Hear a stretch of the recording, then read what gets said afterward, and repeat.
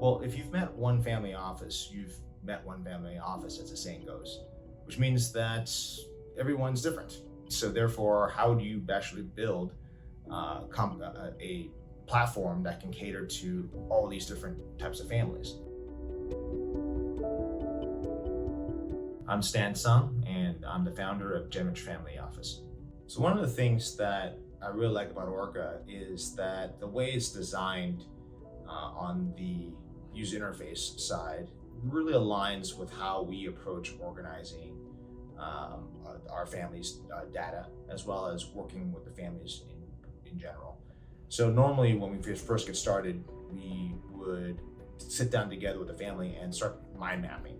And that's an ability to dump data onto a sheet and allows us to see organization in real time, move things around and circle and take notes and highlight things that that actually even generate more thoughts about things that need to be or could be done. With the way that ORCA works is that it looks very much like a mind map, but in a way where it organizes all the data of assets in a very easy to understand way. We can even pull up all real estate properties when we work on that project, and we can isolate the org chart just to that in order to be able to manipulate and decide on the right thing to do for those for the properties. I like to tell the story in that to illustrate how I and the team like to geek out on some of the simplest things.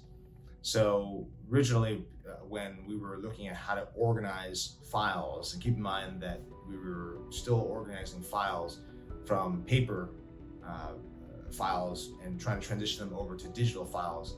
So we had to really come up with solutions that work for both, because mom and dad wanted paper files and folders, and kids and grandkids wanted Dropbox and Google Drive and Box. Now we ran into a problem because the way that the family wanted to see and organize the files were different than the way the accountants wanted to organize the files and see them. And they were different than the way the attorneys wanted to see it, and different than the ways that the investment advisors wanted to see it.